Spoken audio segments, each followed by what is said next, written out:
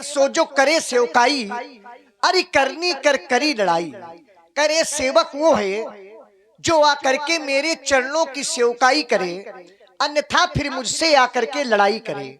महात्मा परशुराम जी ने दो भाव रखा है, एक भाव लड़ाई का रखा है, दूसरा भाव सेवकाई का रखा है। अब लड़ाई और सेवकाई के भाव को जिस समय समझता हूं, तो तोड़ने वाला आपके सामने लड़ाई तो कर नहीं सकता है। क्यों नहीं लड़ाई कर सकता है? क्योंकि तोड़ने वाले ने महात्मा परशुराम जी के सामने कहा है कि नाथ संबुधन भंजन हारा हुई है क्यों एक दास तुम्हारा। महात्मा परशुराम जी के चरणों का दास है। महात्मा परशुराम जी ने लड़ाई और सेवकाई की परिभाषा समाज अंतर्गत दर्शाई, और जिस समय मैं सेवक की परिभाषा को समझने का प्रयास कर रहा हूं, सेवक कहते किसे हैं? संसार में प्रायः देखा यह जाता है, संसार में बहुत लोग हैं अपना अपना धर्म बनाए घूम रहे हैं। कोई कहता ये हमारा धर्म है, कोई कहता ये हमारा धर्म है। लेकिन जिस समय सेवक से पूछा गया कि सेवक का धर्म कौन सा है, तो संसार में सबसे कठिन, सबसे कठोर यदि धर्म बताया गया तो सबसे कठोर धर्म सेवक का ही बताया गया। सिर भर जाऊं उचित असमोरा, सबते सेवक धर्म कठोरा। सेवा धर्म परम गहनो, योगी नामप्य गम्य, करे स्वामी हित। देखिए, सेवक का कर्तव्य होता है कि अपने स्वामी के हित में कार्य करे। सेवक वही है जो अपने स्वामी के हित में कार्य करे। और दास भाव शब्द का प्रयोग करते हुए तोड़ने वाले ने यहाँ पर हित किया है। अब उस हित को महात्मा परशुराम जी समझने का प्रयास नहीं कर पा रहे हैं। एक सेवक की परिभाषा आचार्यों ने और भी दर्शाई, सेवा धर्म कठिन जग जाना, आगम निगम प्रसिद्ध पुराना। सेवक का जो धर्म है वो संसार में कठिन है, जिनको वेद शास्त्रों पुराणों ने भी अपने द्वारा दर्शाया है। तो सेवक का धर्म तो बहुत कठोर बताया गया। फिर एक घोषणा महात्मा परशुराम जी की हुई कि सुनो राम जय सुधन तोरा, सहस बाहु समसो रिप मोरा। एक तरफ है तोरा, दूसरी तरफ है मोरा। तोरा और मोरा के बीच में समदर्शन का भाव महात्मा परशुराम जी ने शत्रु का लगाया है। बस यहीं पर थोड़ा सोच समझकर घोषणा करना चाहिए। जो समदर्शन का भाव है तोरा और मोरा के बीच में, अब तोरा है, तोड़ने वाले को कह रहे कि मोरा है। तोरा और मोरा, अब तोरा मोरा बस यहीं पर क्यों समझने का खेल है। और जिसकी समझ में आ गया तो आ गया, और जिसकी समझ में ना आया तो ना आया। तोरा और मोरा, तोरा मोरा के बीच में समदर्शन का भाव है, शत्रुता का। महात्मा परशुराम जी ने शत्रुता का भाव लगा दिया है और उसके लिए चुनौती दे दिया है कि सो बिलगाऊ बिहाय समाजा, न तुम्हारे जय है सब राजा। कह रहे जितने भी राजा बैठे हुए हैं ये सब राजा मार दिए जाएंगे। हम कहते हैं यदि तोड़ने वाला एक है तो आपके द्वारा ऐसा न्याय निकालना चाहिए था जिसके द्वारा केवल एक की प्राप्ति होती और एक मारा जाता। यद्यप तोड़ने वाला अपराधी नहीं है, तोड़ने वाले को केवल आप अपराधी मान रहे हैं। तो यदि अपराधी मान रहे हैं तो मैंने भी बहुत तोड़ी है। आज एक टूटा है तो एक के टूटने पर आप इतना क्रोध कर रहे हैं। मैंने बाल्यावस्था में बहुत तोड़ी थी जिनकी कोई संख्या ही नहीं है, तब आपने क्रोध नहीं किया था।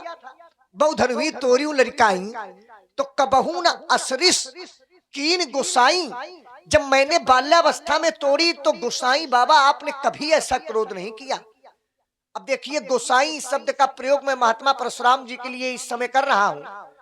गोसाई शब्द के कई पर्याय होते हैं। गो नाम इंद्रियों का होता है और साई नाम स्वामी का होता है। इंद्रियों का स्वामी कौन होता है? जो अपने शरीर के अंदर इंद्रियां हैं, इन इंद्रियों का स्वामी होता है मन।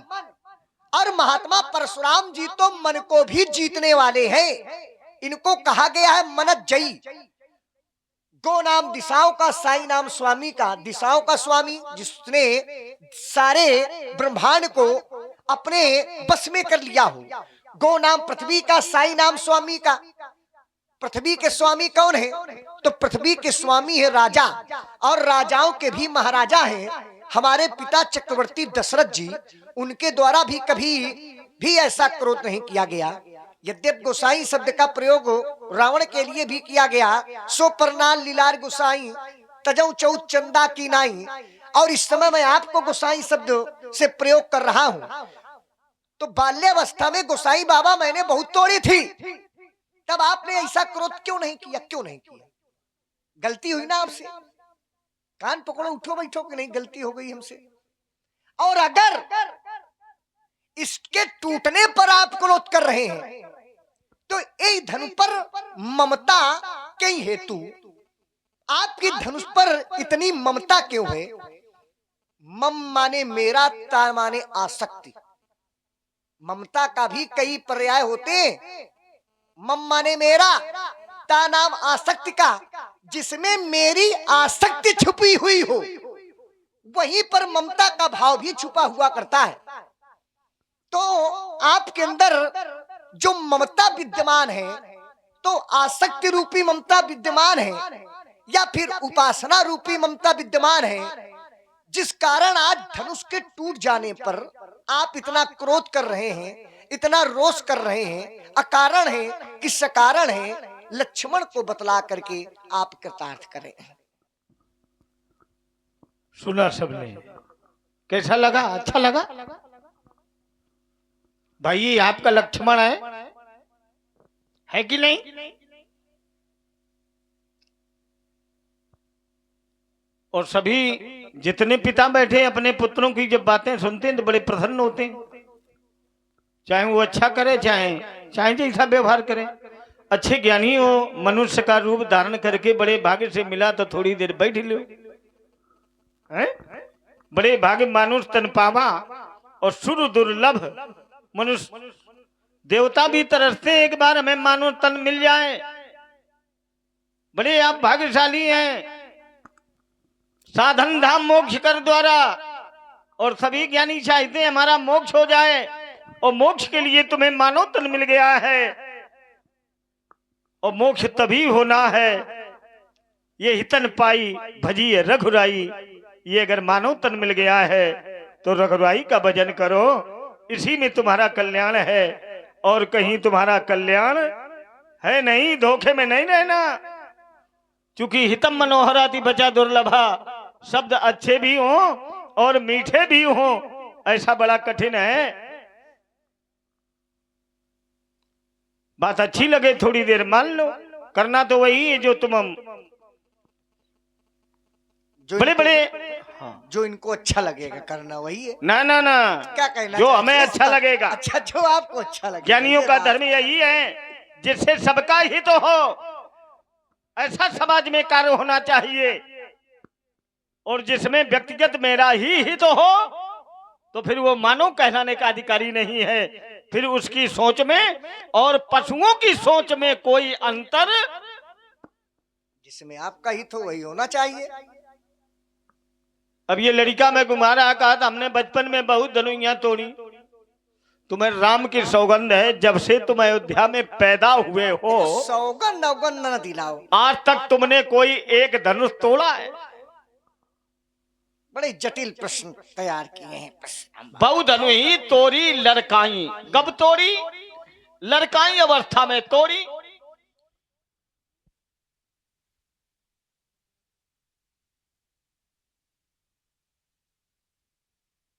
लेकर के अब आप लोग कल्पना करें, समाज में बड़ी बड़ी डींगे मारते हैं, मैंने ये किया, मैंने वो किया, और आप अपने मन को वश में नहीं कर पा रहे। यदि मन आपके वश में हो जाए तो आपका जीवन सुधर जाए। लोग समाज में कह भी देते हैं कि तुम बड़ी मनमानी करते हो।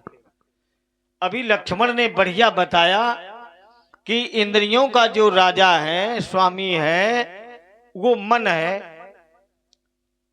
और यहाँ पर राजा जनक जो है ये योगी है, संत है, ऋषि है, महात्मा है, और इसने भी अपने मन की नहीं की।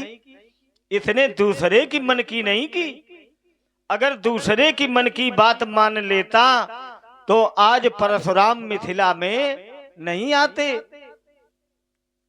और याद रखना, जिस समाज में, जिस धरती पर लोग अपने मन की करते हैं तो भगवान को विवश होकर के फिर उस धरती पर आना पड़ता है।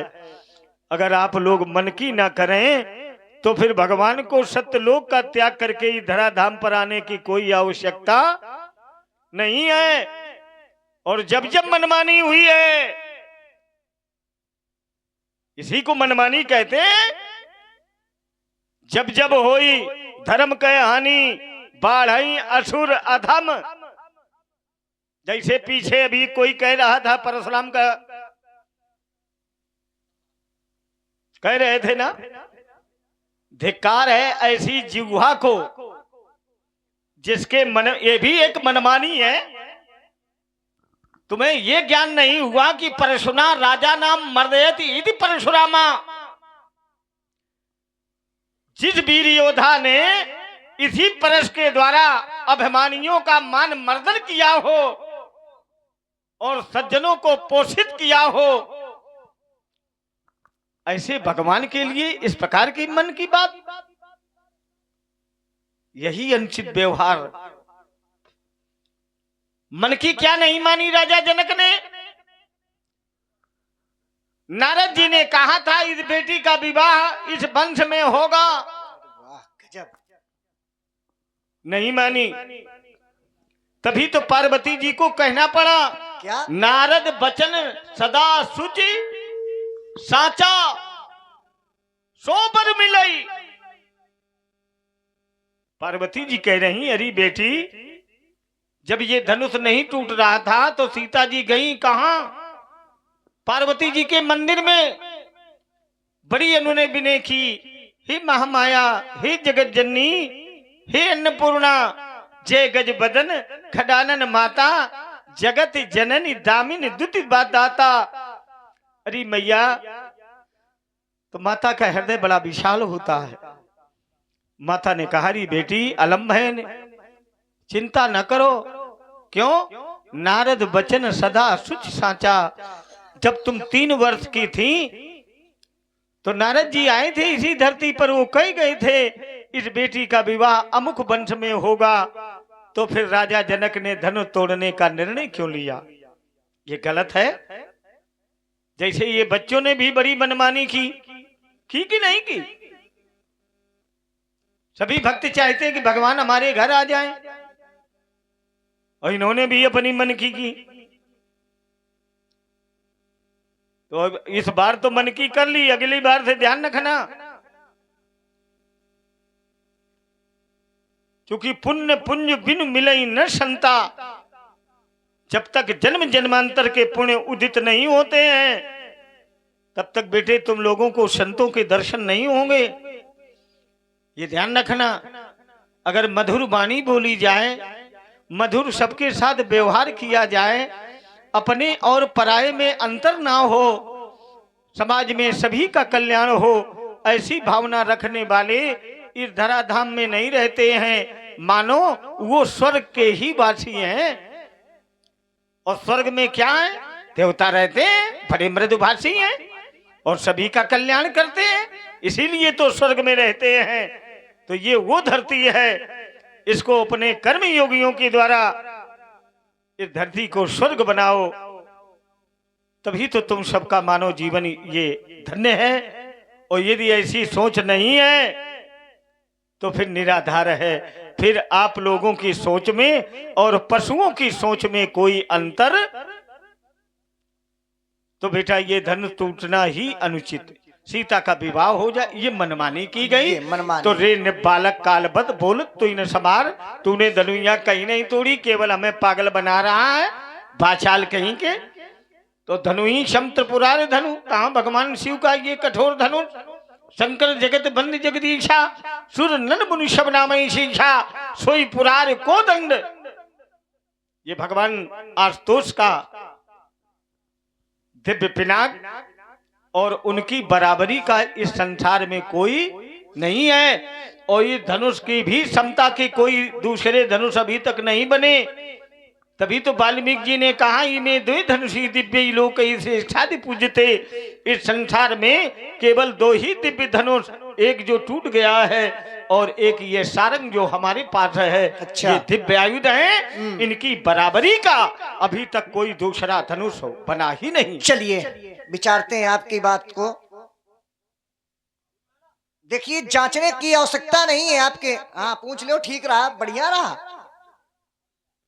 बढ़िया बढ़िया। अरे बढ़िया तो वही है, हम थोड़ा ना कह रहे हैं कि ये तो बढ़िया नहीं है, बहुत बढ़िया है। अपने मन की तो सभी लोग करते हैं, अरे दूसरे की मन की कर दो। अब अपने मन की बात बोल करके दूसरे से कह दो कि बढ़िया, अपने मन की बात बोलो, अब बोलते चले जाओ, इसके बाद दूसरे से पूछो बढ़िया रहा। उसी प्रकार से महात्मा परशुराम जी अब तोड़ने वाले को यहाँ के लोगों को कह रहे मनमानी लोग कर रहे हैं। दो तीन बातें आपकी बहुत अच्छी लगी, थोड़ा उस पर केवल गहराइयों से चिंतन करने की आवश्यकता है।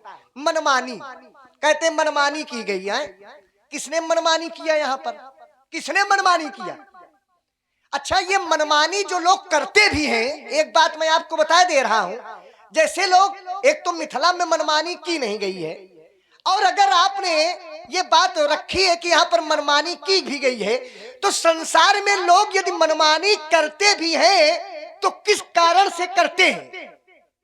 संसार में लोग यदि मनमानी भी करते हैं तो उसमें भी परमात्मा का कहीं ना कहीं से हाथ रहता है। क्यों रहता है? क्योंकि उर प्रेरक रघुवंश विभूषण जैसी भी हमारे हृदय में मन में किसी प्रकार की भी अभिलाषा होगी, जैसा भी मन परमात्मा हमारा बनाएंगे, उसी प्रकार से हम वक्तव्य समाज अंतर्गत रखेंगे। क्या भगवान कहते हैं कि दूसरे के घर में तुम आग लगा दो? नहीं तो आगे प्रेरक रघुवंश विभूषण नहीं, हम तुम्हारी देखो लोहा गरम है। अरे लोहा गरम रहेगा तो सुनते जाओ पहले। क्या राम ने एक कहा एक सुने, ऐसा नहीं, ऐसे है, सुनो पहले। कैसा है उस तरह सुनते जाओ। ऐसा नहीं, ऐसे नहीं। राम जी अच्छा करने की प्रेरणा देते हैं। ये मनमानी है, ये मनमानी है। तो राम पर आरोप लगाओगे? ये आरोप नहीं लगा रहा हूँ। उर प्रेरक रघुवंश, ये आरोप इसलिए नहीं लगा रहा हूं क्योंकि धनुष का खंडन होना कोई अनुचित नहीं है। इसको आप अनुचित मान रहे, धनुष का टूटना। अच्छा इस धनुष का टूटना आप अपराध मानते हो? नहीं तो क्या है? धर्म है, अनुचित हुआ है। किसी के प्राण लेना ये धर्म है? देखो कुछ स्थान ऐसे होते हैं, देखो उंगली न दिखाओ और तुम सब कुछ करो। तुमका उंगली दिखाओ, अब जाने का न दिखाओ, तुमका देखा तो पहले तैयार हुआ, अभी तो उंगली दिखा रहे हैं। देखिए कुछ स्थान ऐसे होते हैं, हम आपको बता दें, जिन स्थानों पर यदि किसी प्रकार का झूठ बोला जाए तो वहां पर अपराध नहीं हुआ करता है। पूछो कौन कौन स्थान होते हैं, तो हम बताओ ना आपका। नहीं अब हम समझ रहे नहीं समझो। अब कुछ स्थान ऐसे होते हैं जिन स्थानों पर चाहे जितने प्रकार के झूठ बोल दो तो वहां पर अपराध नहीं होता है। अब एक स्थान आप बताना, एक स्थान हम बताएंगे, फिर एक स्थान आप बताना, फिर एक स्थान हम बताएंगे, नहीं तो सब स्थान हम आपके सामने बताए दे रहे हैं। कहां पर झूठ बोलने पे अपराध नहीं होता है। सुनिए पहला स्थान, बहुत ही सीधा सीधा वार्तालाप है। देखिए प्रथम स्थान जहां पर झूठ बोला जाए तो वहां पर पाप नहीं लगता है, ना ही अनुचित होता है, ना ही अपराध होता है। प्रथम स्थान कौन सा? स्त्री सुनर्व विवाहे च प्रत्यर्थे। स्त्री का अर्थ होता है अगर कहीं अपनी स्त्री को प्रसन्न करना है तो झूठ बोल दो। तुम्हारे स्त्री है नहीं, कहा जानो तुम, तुम्हारे तो दुई चार देखो, तुम्हारा कृपा हो जाई तो मिथिला में हो जाई। पहले ब्राह्मणन की कृपा तो बनाए मिथिला में। अगर स्त्री को प्रसन्न करना है तो स्त्री को प्रसन्न करने में अगर हजारों प्रकार के भी झूठ बोलना पड़े, खूब झूठ बोल लो स्त्री से, लेकिन स्त्री का दायित्व तो नहीं होता, पत्नी का दायित्व तो नहीं होता कि पति से झूठ बोले। पति चाहे जितना झूठ बोल दे, तो प्रथम स्थान होता स्त्री सुंदर में विवाहे च प्रत्यर्थे। पत्नी को प्रसन्न करने में अगर हजारों प्रकार के भी झूठ बोलना पड़े तो वो झूठ पुण्य में बदल जाता है, अपराध नहीं होता है। प्रथम स्थान। दूसरा स्थान कौन सा? नर्म विवाहे चाबत्तर थी। अगर अपनी जीविकोपार्जन में जीविका चलाने के लिए अगर हजारों प्रकार के भी झूठ बोलना पड़े तो झूठ बोल देना, वहां पर भी अपराध नहीं होगा, पाप नहीं लगेगा। तीसरा स्थान, प्राण संकटे गो ब्राह्मण हितार्थाय। अगर कहीं पर प्राण संकट में फंसे हुए हो तो झूठ बोल दो। अगर प्राण संकट में फंसे, तुम्हारा प्राण संकटे में फंसे समय मिथिला में, तुम्हारो प्राण संकट में फंस गए मिथिला में, चाहे जितना झूठ बोल ली नो, अभी सब यही है, बोलत हो का है। प्राण संकटे, अगर प्राण संकट में फंसे हुए हैं और झूठ बोला जाए तो वो झूठ भी पुण्य में बदल जाता है। गो ब्राह्मण हितार्थाय। अगर कहीं पर गाय और ब्राह्मण की रक्षा हुई रही हो, बाबा देखो, अगर तुम्हारे सामने भी मिथिला में कोई झूठ बोल जाए तो मान लेना कि ब्राह्मण की रक्षा कहीं ना कहीं से हुई रही, इसलिए लोग झूठ बोल रहे हैं। गो ब्राह्मण हितार्थाय। अगर कहीं पर गाय और ब्राह्मण की रक्षा हो रही हो, गाय और ब्राह्मण की रक्षा के लिए अगर झूठ बोला जाए तो भी झूठ अपराध में नहीं परिवर्तित होता है, पाप में नहीं परिवर्तित होता है, वो झूठ पुण्य में बदल जाता है। नर्म विवाहे। और सबसे बड़ा झूठ बाबा, और लोग प्रायः बोल भी जाते हैं, अगर अपनी कन्या के पाणी गहन संस्कार के लिए किसी प्रकार का झूठ बोलना पड़ जाए तो वो झूठ भी पुण्य में बदल जाता है। वहां पर भी अपराध नहीं होता है, वहां पर पाप नहीं लगा करता है।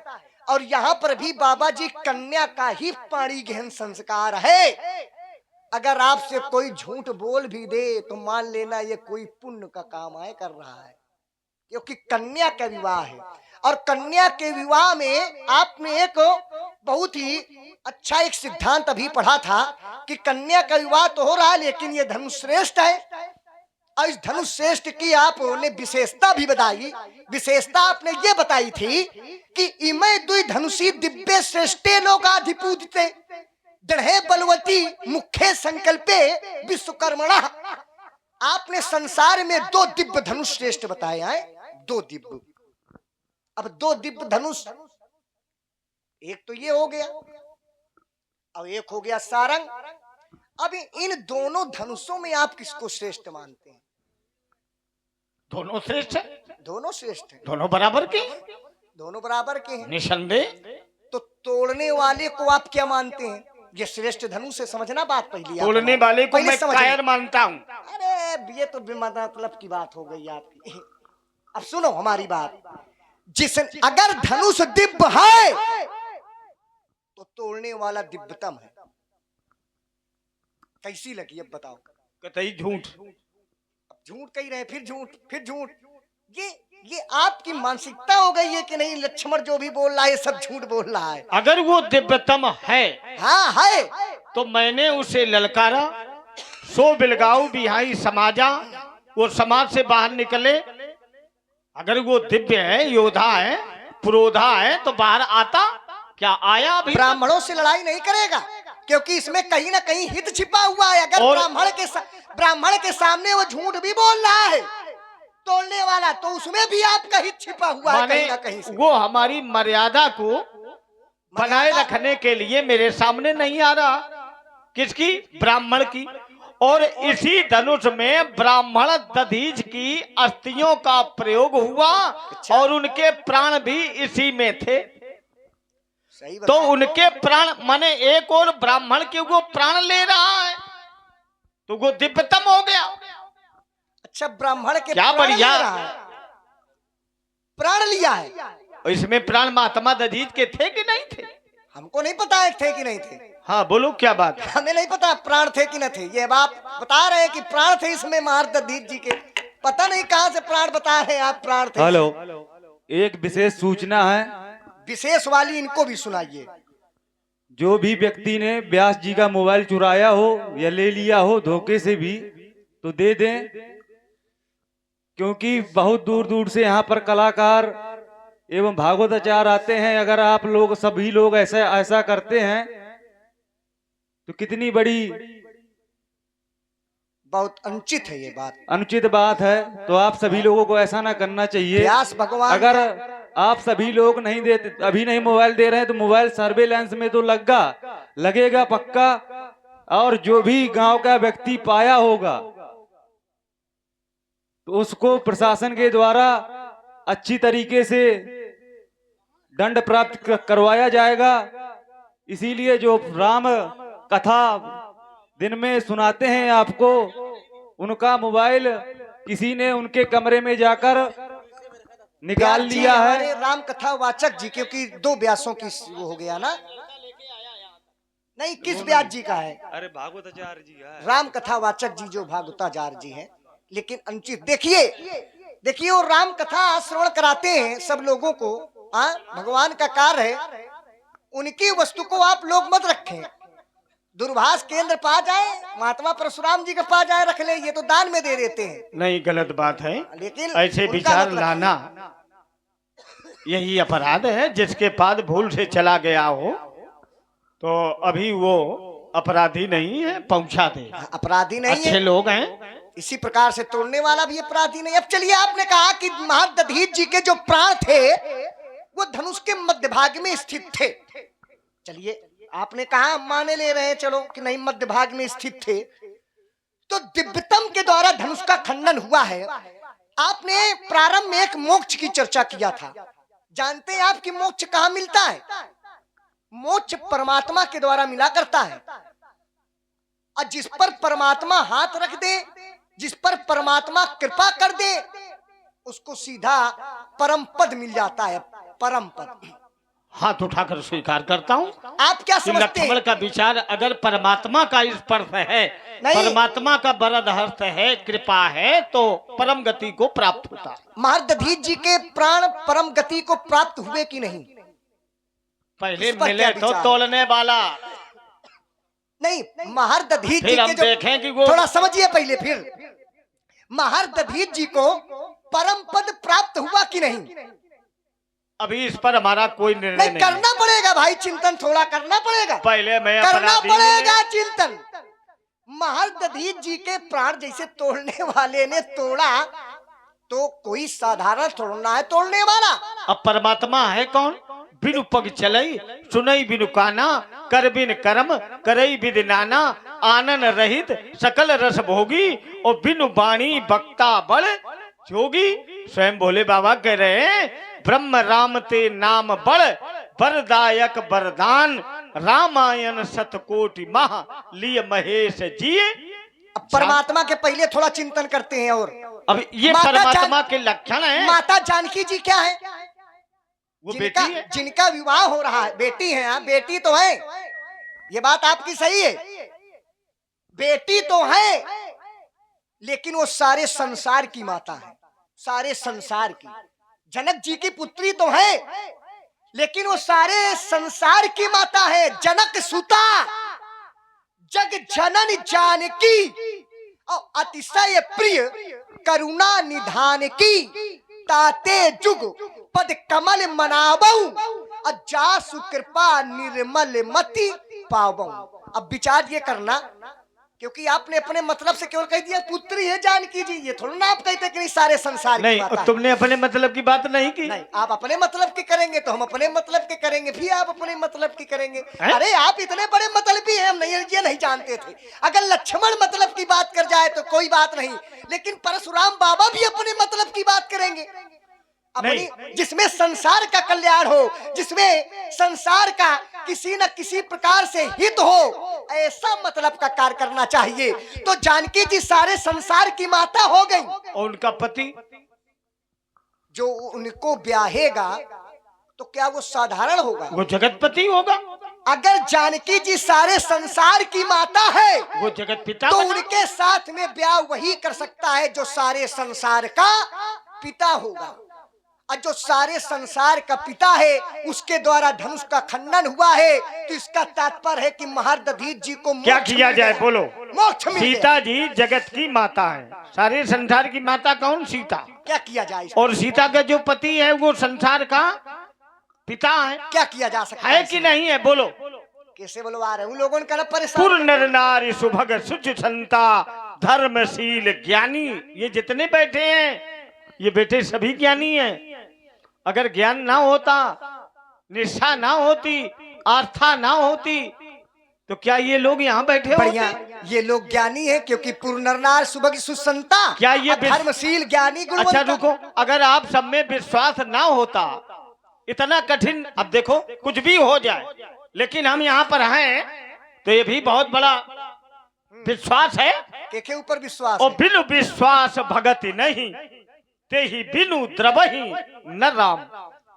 नहीं, किसका जब तक विश्वास? हृदय में विश्वास नहीं होगा, विश्वास किस पर है? हम पर, कि अब परशुराम भगवान आए हैं, देखो, अब ये अब लोग ज्ञानी धनुष हैं। तोड़ने वाला मिलेगा, ये ज्ञानी हो गए। ये थोड़ा ये सुनो। विश्वास है। किसको मिलेगा?